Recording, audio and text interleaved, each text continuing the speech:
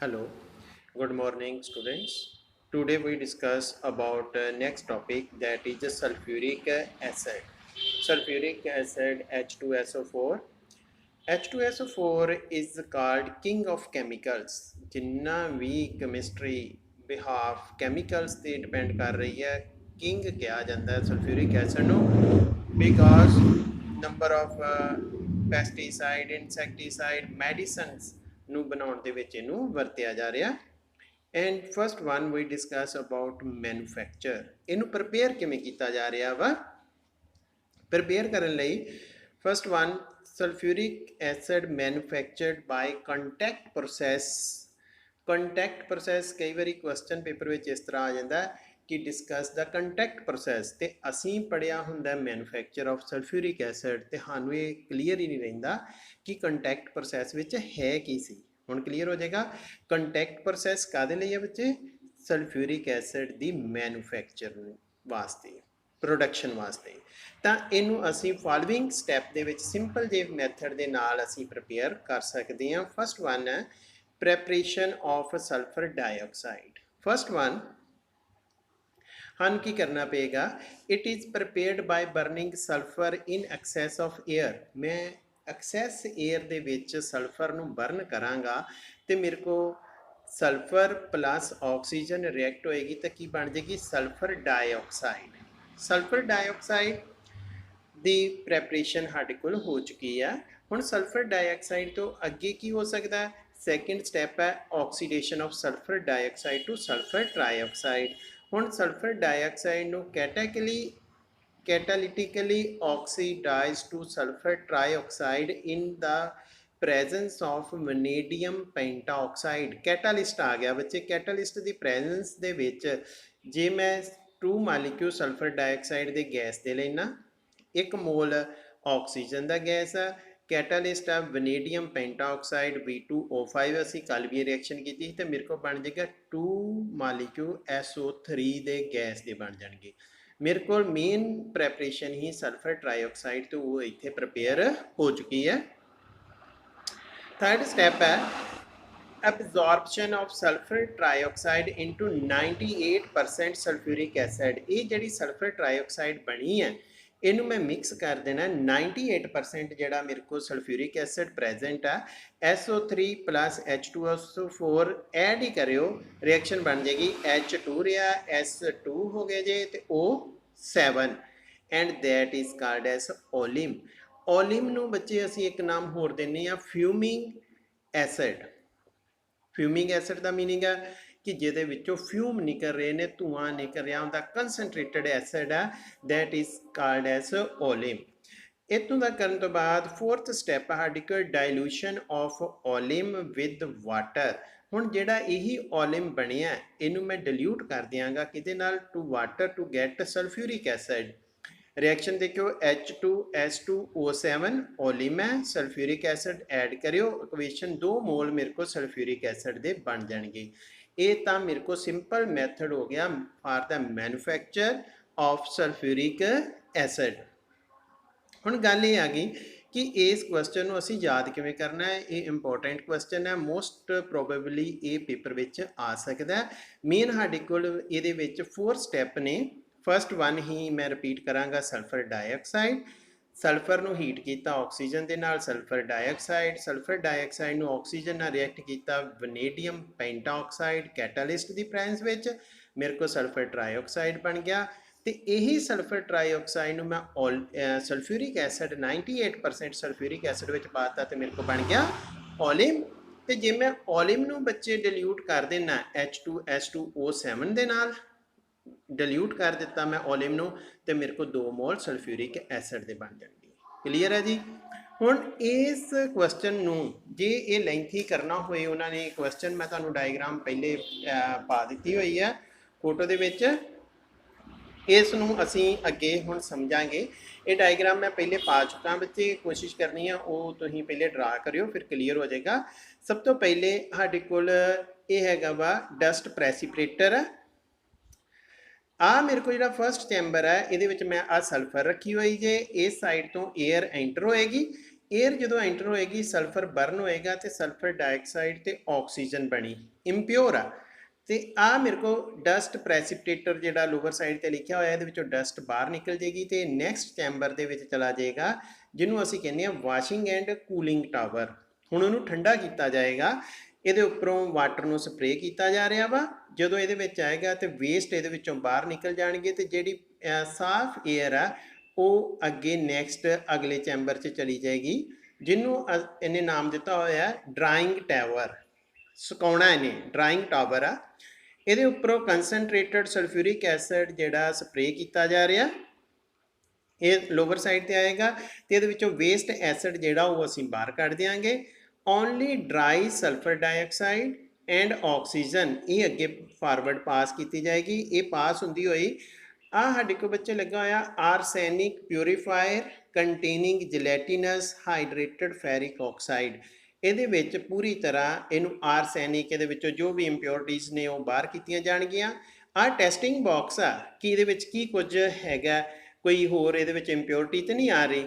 इस तो बाद इनू प्री हीटर विचों पास किया जाएगा हीट किया जाएगा अगेन एंड कैटालिटिक कन्वर्टर असी पिछे भी पढ़िया ही केड़ा कैटालिस्ट ही V2O5 वनेडियम पेंटाऑक्साइड जदों इस दे नाल असी इनू हीट करांगे तो ये अगे पास होंदी हुई सल्फर ट्राईऑक्साइड बन गई। सल्फर ट्राईऑक्साइड नू लास्ट चैंबर विच लिया के उपरों असी ऐड कर दिता कंसनट्रेटेड सल्फ्यूरिक एसिड। जो सल्फ्यूरिक एसिड ये आएगा तो ये ओलिम बनता जाएगा। ये साढ़े को पूरा प्रोसैस आएगा for the manufacture of sulphuric acid that is called as contact process. कोई ज़्यादा मुश्किल नहीं है असी बड़े आराम के नाल इनू कर सकते हैं। क्लीयर है इतों तक जी। हुण ये डायग्राम दी मैं फोटोआं तुहानूं पा चुका वां वो पहले डायग्राम ड्रा करियो फिर ये तुहानूं बहुत वधिया क्लीयर हो जाएगा। नैक्सट है हुण असीं डिस्कस करांगे इन्हां दियां प्रॉपर्टीज़।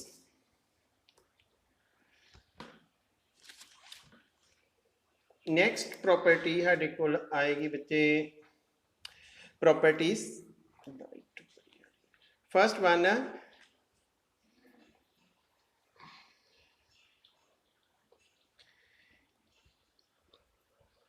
कलरलैस। ये सल्फ्यूरिक एसिड कलरलैस जे डेंस संघना है viscous liquid has high boiling point and viscosity due to associated molecule. मैं क्लास च भी तुहानूं ये रिपीट गल्लां करदा हुंदा कि जिहड़ा भी मालीक्यू नूं असीं एसोसीएटेड कह रहे हैं उहदे विच due to intermolecular hydrogen bonding है जिहदे करके डेंस होएगा विस्कस होएगा इसे करके ही इहदा बॉइलिंग पॉइंट ते विस्कोसिटी ज़्यादा हैगी जी। फर्स्ट पॉइंट क्लीयर है। सेकेंड है it is quite stable but on strong heating it dissociated. जे है तो ये स्टेबल आ बट जे मैं बहुत ज़्यादा हीट करदा तो ये डिसोसीएट हो जाता। सल्फ्यूरिक एसिड है रिवर्सीबल एरो जे वाटर ये बाहर कट दिओ तो सल्फर ट्राईऑक्साइड साडे कोल निकलना शुरू हो जाएगा। थर्ड प्रॉपर्टी SD करैक्टर ये तो असीं पहले भी पढ़िया होया। ये स्ट्रोंग डाईबेसिक एसिड आ बिकॉज ये दो प्रोटॉन देंदा बच्चे सानूं किन्ने प्रोटॉन देंदा दो। फर्स्ट डिसोसीएशन ते एक हाइड्रोजन आयन देता उस तो बाद फिर हाइड्रोजन सल्फेट आयन नूं फिर डिसोसीएट होया तो हाइड्रोजन आयन दो हाइड्रोजन आयन देते जिस करके ये डाईबेसिक है। It react with metals to liberate hydrogen. Mostly acids metal दे नाल रिएक्ट करके लिबरेट करते हैं हाइड्रोजन। सल्फ्यूरिक एसिड है डिल्यूट भी ईवन रिएक्टिव मैटल दे नाल रिएक्ट करेगा। जिंक है zinc sulphate plus hydrogen gas liberate करेगा। उस तो बाद सल्फ्यूरिक एसिड की एक होर खास प्रॉपर्टी है that is a dehydrating agent. Sulphuric acid is a powerful dehydrating agent. Even मैं शूगर के उपर जे थोड़ा जहा सल्फ्यूरिक एसिड पा दियाँ तो ये मॉइस्चर वो सारा अबजॉर्व कर लेगा एंड चैरिंग साउंड किड़किड़ की आवाज़ आनी सानू शुरू हो जाएगी that is called as charring sound. ये रिएक्शन असी हुणे अगे डिस्कस करते हैं। देखियो शुगर का फार्मूला सानू मोस्टली पता ही है C12H22O11 है शुगर है। कंसनट्रेटेड सल्फ्यूरिक एसिड पाया तो 12 मालीक्यू मेरे को कार्बन दे बन गए ने 11 वाटर मालीक्यू ईवन सारा ही वाटर ये रिमूव कर दिता। इहो जिहा एक एक नंबर के एक क्वेश्चन आ जाते जे। ਸੈਕਿੰਡ ਹੈ it react with formic acid. Formic acid ਹੁਣ ਪਤਾ ਨਾ ਮਿਥੇਨੋਇਕ ਐਸਿਡ, ਇਹਦਾ ਨਾਮ ਇੱਕ ਹੋਰ IUPAC ਨੇਮ ਕਹੀਏ ਤੇ ਮਿਥੇਨੋਇਕ ਐਸਿਡ। ਮਿਥੇਨੋਇਕ ਐਸਿਡ ਹੈ ਕੰਸਨਟ੍ਰੇਟਡ ਸਲਫਿਊਰਿਕ ਐਸਿਡ ਦੇ ਨਾਲ ਇਹਦੇ ਵਿੱਚੋਂ ਵਾਟਰ ਕੱਢਣਾ ਤੁਸੀਂ, ਸਿੰਪਲ ਵਾਟਰ ਕੱਢਿਆ ਤੇ ਕਾਰਬਨ ਮੋਨੋਆਕਸਾਈਡ। ਜੇ ਮੈਨੂੰ ਉਹ ਕਹਦੇ ਆਕਜ਼ੈਲਿਕ ਐਸਿਡ, ਪਤਾ ਸਾਰਿਆਂ ਨੂੰ COOH ਹੈ, ਸਿੰਗਲ ਬੌਂਡ COOH ਹੈ, ਆਕਜ਼ੈਲਿਕ ਐਸਿਡ ਹੈ। ਇਹਦੇ ਵਿੱਚੋਂ ਦੇਖੋ ਇੱਕ ਤਾਂ ਇੱਥੋਂ ਕਾਰਬਨ ਮੋਨੋਆਕਸਾਈਡ ਨਿਕਲੇਗੀ, ਇੱਕ ਇੱਥੋਂ ਕਾਰਬਨ ਡਾਈਆਕਸਾਈਡ ਨਿਕਲੇਗੀ ਤੇ ਇੱਕ ਵਾਟਰ ਮਾਲੀਕਿਊਲ ਇਹਦੇ ਵਿੱਚੋਂ ਬਾਹਰ ਨਿਕਲ ਜਾਏਗਾ। ਠੀਕ ਹੈ। ਨੈਕਸਟ ਹੈ ਇੱਕ ਕੁਐਸਚਨ ਮੋਸਟਲੀ ਇਹ ਸਾਨੂੰ ਆਰਗੈਨਿਕ 'ਚ ਬਹੁਤ ਵਾਰੀ ਰਿਪੀਟ ਹੋਏਗਾ, ਉਦੋਂ ਤੁਹਾਨੂੰ ਫਿਰ ਕਲੀਅਰ ਹੋ ਜਾਏਗਾ ਕਿ ਅਲਕੋਹਲ ਦੇ ਵਿੱਚ ਜੇ ਮੈਂ ਸਲਫਿਊਰਿਕ ਐਸਿਡ ਪਾ ਦਿਆਂ ਤਾਂ ਕੀ ਹੋਏਗਾ। ਇਥੇਨੋਲ ਹੈ, ਆ ਦੇਖੋ ਬੱਚੇ CH2 ਦਾ OH ਜਾਏਗਾ ਤੇ ਆ ਨੇਬਰਿੰਗ ਕਾਰਬਨ ਦਾ ਹਾਈਡਰੋਜਨ ਜਾਏਗਾ। ਇਹਦਾ ਹਾਈਡਰੋਜਨ ਤੇ ਇਹਦਾ OH ਮਿਲ ਕੇ ਵਾਟਰ ਬਣ ਗਿਆ। ਆ ਵੀ CH2 ਰਹਿ ਗਈ, ਆ ਵੀ CH2 ਤੇ ਮੇਰੇ ਕੋਲ ਡਬਲ ਬੌਂਡ ਆ ਗਿਆ, ਦੈਟ ਇਜ਼ ਅਨਸੈਚੂਰੇਟਡ ਹਾਈਡਰੋਕਾਰਬਨ ਬਣਾਉਣ ਦੇ ਵਿੱਚ ਇਹ ਹੈਲਪ ਕਰੇਗਾ, ਦੈਟ ਇਜ਼ ਐਥੀਨ ਬਣ ਗਈ ਮੇਰੇ ਕੋਲ। ਕੁਐਸਚਨ ਇਸ ਤਰ੍ਹਾਂ ਵੀ ਆ ਸਕਦਾ ਕਨਵਰਟ ਇਥੇਨੋਲ ਇਨਟੂ ਐਥੀਨ, ਦੈਨ ਮੈਨੂੰ ਇਹ ਰਿਐਕਸ਼ਨ ਫਿਰ ਯਾਦ ਰੱਖਣੀ ਪਵੇਗੀ।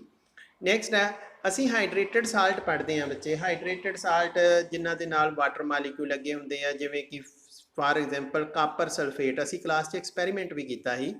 ਅਸੀਂ ਕਾਪਰ ਸਲਫੇਟ ਨੂੰ ਲੈ ਕੇ ਹੀਟ ਕੀਤਾ ਸੀ। ਕਾਪਰ ਸਲਫੇਟ ਦਾ ਆਪਣਾ ਪਹਿਲਾ ਕਲਰ ਕਿਹੜਾ ਸੀ? Blue. And on heating its colour becomes white because water molecule ਦੇ ਵਿੱਚੋਂ ਰਿਮੂਵ ਹੋ ਗਏ। ਤੇ ਸਲਫਿਊਰਿਕ ਐਸਿਡ ਜੇ ਮੈਂ ਪਾ ਦਿਆਂ ਨਾ ਕਾਪਰ ਸਲਫੇਟ 'ਚ ਤੇ ਇਹਦਾ ਕਲਰ ਵਾਈਟ ਹੋ ਗਿਆ, ਬਿਕੋਜ਼ ਸਲਫਿਊਰਿਕ ਐਸਿਡ ਨੇ ਵਾਟਰ ਮਾਲੀਕਿਊਲ ਨੂੰ ਅਬਜ਼ੌਰਬ ਕਰ ਲਿਆ। ਸਟਰੋਂਗ ਡੀਹਾਈਡਰੇਟਿੰਗ ਏਜੰਟ ਦੇ ਤੌਰ ਤੇ ਵਰਤਿਆ ਜਾ ਸਕਦਾ ਸਲਫਿਊਰਿਕ ਐਸਿਡ। ਉਸ ਤੋਂ ਬਾਅਦ ਕੁਝ ਇਹਦੀਆਂ ਸਮ ਅਦਰ ਪ੍ਰੋਪਰਟੀਜ਼ ਨੇ, ਜਿਵੇਂ ਕਿ ਪ੍ਰੈਸਿਪਿਟੇਸ਼ਨ ਰਿਐਕਸ਼ਨਸ ਨੇ। It gives white precipitate when ਹੀ treated with lead and barium salt. ਮੇਰੇ ਕੋਲ ਲੈਡ ਤੇ ਬੇਰੀਅਮ ਸਾਲਟ ਨੂੰ ਮੈਂ ਚੈੱਕ ਕਰਨਾ, ਬੇਰੀਅਮ ਕਲੋਰਾਈਡ ਹੈ, ਉਹਦੇ 'ਚ ਤੁਸੀਂ ਸਲਫਿਊਰਿਕ ਐਸਿਡ ਪਾ ਦਿਓ ਤੇ ਵਾਈਟ ਪ੍ਰੈਸਿਪਿਟੇਟ ਮਿਲਣੇ ਸ਼ੁਰੂ ਹੋ ਜਾਣਗੇ। ਪ੍ਰੈਸਿਪਿਟੇਟ ਦਾ ਤੁਹਾਨੂੰ ਪਤਾ ਹੈ ਲੋਅਰ ਸਾਈਡ ਤੇ ਸਾਈਨ ਆਏਗਾ, ਪ੍ਰੈਸਿਪਿਟੇਟ ਬਣਨੇ ਸ਼ੁਰੂ ਹੋ ਗਏ। ਇਟ ਮੀਨਸ ਇਹ ਵਾਈਟ ਪ੍ਰੈਸਿਪਿਟੇਟ ਕਿਹਦੇ ਬਣੇ ਜੇ? ਬੇਰੀਅਮ ਸਲਫੇਟ ਦੇ। ਸੈਕੰਡਲੀ ਜੇ ਲੈਡ ਨਾਈਟ੍ਰੇਟ ਆ, ਮੈਂ ਇਹਨੂੰ ਹੀਟ ਕਰ ਦਿਆਂ ਤੇ ਮੇਰੇ ਕੋਲ ਲੈਡ ਸਲਫੇਟ ਬਣ ਜਾਏਗਾ, ਇਹਦੇ ਵੀ ਵਾਈਟ ਪ੍ਰੈਸਿਪਿਟੇਟ ਬਣਨਗੇ ਤੇ 2 ਮਾਲੀਕਿਊਲ ਨਾਈਟ੍ਰਿਕ ਐਸਿਡ ਦੇ ਬਣਨੇ ਸ਼ੁਰੂ ਹੋ ਜਾਣਗੇ। ਉਸ ਤੋਂ ਬਾਅਦ ਨੈਕਸਟ ਹੈ ਸਾਡੇ ਕੋਲ ਵਿਦ ਸਲਫਰ ਟਰਾਈਆਕਸਾਈਡ। ਜੇ ਸਿੰਪਲ ਜੀ ਗੱਲ ਕਰ ਲਿਆ ਜਾਏ ਕਿ ਸਲਫਿਊਰਿਕ ਐਸਿਡ ਸਲਫਰ ਟਰਾਈਆਕਸਾਈਡ ਨਾਲ ਕਿਵੇਂ ਰਿਐਕਟ ਕਰਦਾ ਹੈ, ਅਚਾਨਕ ਮੈਨੂੰ ਕੁਐਸਚਨ ਕੀਤਾ ਜਾਏ ਤਾਂ ਮੇਰੇ ਦਿਮਾਗ 'ਚੋਂ ਸਕਿਪ ਹੋ ਜਾਂਦਾ ਕਿ ਇਹ ਰਿਐਕਸ਼ਨ ਦੇ ਵਿੱਚ ਕੀ ਆਏਗਾ। ਸਲਫਿਊਰਿਕ ਐਸਿਡ ਹੈ, ਸਲਫਰ ਟਰਾਈਆਕਸਾਈਡ ਨੂੰ ਪਲੱਸ ਕਰਨਾ ਹੈ H2S2O7 ਓਲਿਮ, ਜਿਹੜਾ ਅਸੀਂ ਹੁਣੇ ਪੜ੍ਹ ਕੇ ਹਟੇ ਹਾਂ, ਜਿਹਨੂੰ ਅਸੀਂ ਪ੍ਰਪੇਅਰ ਕੀਤਾ ਸੀ ਮੈਨੂਫੈਕਚਰ 'ਚ, ਔਰ ਇਹਨੂੰ ਇੱਕ ਨਾਮ ਬੱਚੇ ਹੋਰ ਦਿੱਤਾ ਹੈ ਫਿਊਮਿੰਗ ਸਲਫਿਊਰਿਕ ਐਸਿਡ। ਕਲੀਅਰ ਹੈ ਜੀ। ਨੈਕਸਟ ਹੈ ਜਿਵੇਂ ਹੁਣ ਆ ਛੋਟੇ ਛੋਟੇ ਕੁਐਸਚਨ, ਕਿਉਂਕਿ ਸਾਡਾ ਹੁਣ ਇਹ ਗਰੁੱਪ ਖਤਮ ਹੋ ਜਾਣਾ। What happens when concentrated sulfuric acid is added to calcium fluoride। ਹੁਣ ਕੈਲਸ਼ੀਅਮ ਡਾਈਵੈਲੈਂਟ ਆ, CaF2 ਬਣੇਗਾ ਕੈਲਸ਼ੀਅਮ ਫਲੋਰਾਈਡ। ਸਲਫਿਊਰਿਕ ਐਸਿਡ ਨਾਲ ਕੈਲਸ਼ੀਅਮ ਦਾ ਸਲਫੇਟ ਬਣ ਗਿਆ, 2HF ਬਣ ਜਾਏਗਾ। ਸਿੰਪਲ ਹੀ ਹੈ। ਸੈਕਿੰਡ ਉਹਨੇ ਕਿਹਾ ਕਿ sulphur trioxide is pass through water.